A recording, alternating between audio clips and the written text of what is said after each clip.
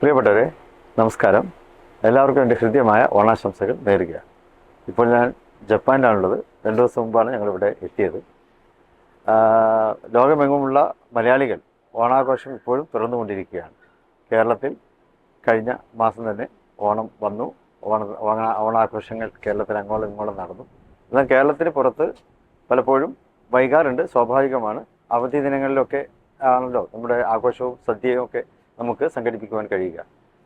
ഏതാനും ആഴ്ച മുമ്പ് രണ്ടാഴ്ച മുമ്പ് ഞങ്ങൾ ഗൾഫിലുണ്ടായിരുന്നു. ഗൾഫിലും അങ്ങനെ തന്നെയാണ്. ഓണം കഴിഞ്ഞിട്ടാണ് അവിടെയൊക്കെ പലയിടത്തും ഓണാഘോഷം ഉണ്ടായത്. ചിലതിലൊക്കെ പങ്കെടുക്കുവാൻ സാധിച്ചു. ഇപ്പോൾ ജപ്പാനിലും വളരെ വിപുലമായിട്ട് തന്നെ ഏതാണ്ട് ഇവിടെയുള്ള മലയാളികളെ മുഴുവൻ പങ്കെടുപ്പിച്ചു എന്ന് തന്നെ പറയുന്നു. ആ രീതിയിൽ ഇവിടെ ഓണാഘോഷം ഇവിടെ സംഘടിപ്പിക്കുകയാണ്. എല്ലാ വിധത്തിലുള്ള ആശംസകളും നേരുകയാണ്. മലയാളിയെ സംബന്ധിച്ചിടത്തോളം നമ്മുടെ ആ നല്ല നാളുകളെക്കുറിച്ചുള്ള ഓർമ്മകൾ, ആ ഓർമ്മകളിലേക്കാണല്ലോ നമ്മൾ തിരിച്ചു പോകുന്നത്. പുതിയ കാലഘട്ടത്തിൽ പലപ്പോഴും നമുക്ക് നഷ്ടമാകുന്ന സ്നേഹത്തിൻ്റെയും സൗഹൃദത്തിൻ്റെയും കരുതലിൻ്റെയും ദിനങ്ങൾ അത് വീണ്ടെടുക്കാൻ വീണ്ടും മാവേലിയുടെ ആ നല്ല നാളുകളിലേക്ക് നമ്മൾ ഓർമ്മ കൊണ്ടുപോകേണ്ടതുണ്ട്. എന്നിട്ട് അവിടെ സ്നേഹവും ഐശ്വര്യവും സമൃദ്ധമായിട്ടുള്ള സ്നേഹസമൃദ്ധമായിട്ടുള്ളൊരു ജീവിതവും നമുക്ക് വീണ്ടെടുക്കണം. എല്ലാവർക്കും എൻ്റെ ഹൃദയംഗമമായ ഓണാശംസകൾ ഒരിക്കൽ കൂടി നേരുന്നു.